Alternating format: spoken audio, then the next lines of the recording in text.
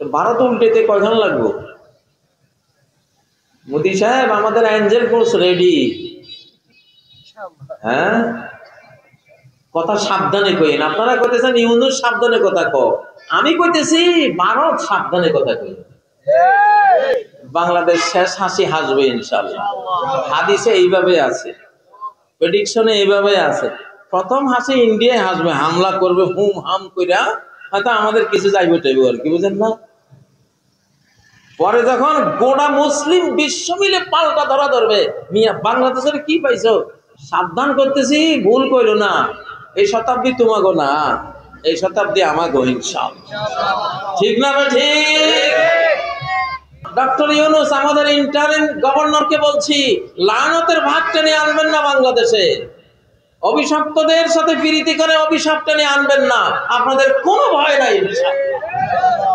গোটা আকাশ, আকাশের মালিক, জমিনের মালিক রব্বুল আলামিন, যাকে পরাস্ত করার ক্ষমতা মহাবিশ্বের কারণে, সেই সর্বশক্তিমান মালিক বাংলাদেশকে গাইড দিচ্ছে।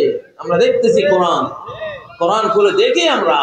আপনাদের ভয় নাই, আপনাদেরকে ভয় করবে এখন বাংলাদেশকে। ভারত এখন ভয় পাবে, বাংলাদেশকে ভারতের ভয় পাওয়ার কোনো দরকার নেই। ঠিক নয় কি? বাংলাদেশ এখন মাত্র 30% টাকায় জমির মালিক হয়ে নতুন বাংলাদেশের গড়ে তোলার স্বপ্ন দেখা বাংলা বসতি বিশ্বের বুকে মাথা উঁচু করে দাঁড়াবে ইনশাআল্লাহ। আর ভারত ধীরে ধীরে ওরা ডাউনে চলে যাবে ইনশাআল্লাহ, কারণ জুলুম করেছে, অন্যায় করেছে, ডাউন হতেই হবে। যাই হোক, যেহেতু ভূমিকম্পের একটা পরিস্থিতি, ভূমিকম্পের দোয়াটা বললাম। আর ভূমিকম্প কেন আসতেছে আমার খুব সন্দেহ। পাপ তো আছে ভাই, আমাদের অনেক পাপের লগে এই পাপ জড়াইছ, নতুন করে আবার বাংলাদেশকে আবার মারার একটা পরিকল্পনা করছে। ঠিক না? এইটা আল্লাহ সহ্য করবে না, এই যুগে এটা আল্লাহ সহ্য করবে না। অলৌকিক কাণ্ড ঘটবে। তা আল্লাহ তাআলা আমাদের আলেম সমাজকে হেফাজত করুন।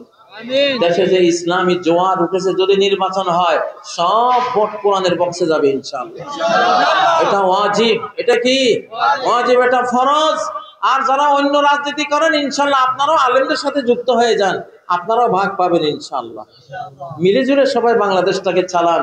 এখানে কোনো ক্ষমতা লোভী কেউ আলেমদের মধ্যে নাই ইনশাআল্লাহ। আছে আলেমদের লোভ হলো এই কোরআন। আলেমদের লোভ কি? আলেমরা এমপি হতে যায়, পার্লামেন্টে যায় কি ক্ষমতা দখলের জন্য? একমাত্র কেবলমাত্র কিসের জন্য? আপনারা শুধু একটা ঘোষণা দেন, ইনশাআল্লাহ এইবারে পার্লামেন্টে গেলে ধীরে ধীরে আমরা কোরআনের দিকে চলে আসবো ইনশাআল্লাহ। লাগুক না 20 বছর লাগুক না, সমস্যা আছে? সালাত দিয়ে শুরু করি, যাকাত দিয়ে শুরু করি, সিয়াম দিয়ে, রাষ্ট্রীয়ভাবে সিয়ামকে আমরা আইন করে দেই, সালাত পড়তে হবে সব মুসলিমকে আইন করে দেই, যাকাত ধনীদের উপরে ফরজ আইন করে দেই। ঠিক না? বাংলাদেশে তো মিয়া সুদ ফরজ করে রাখছে ফ্যাসিবাদীরা।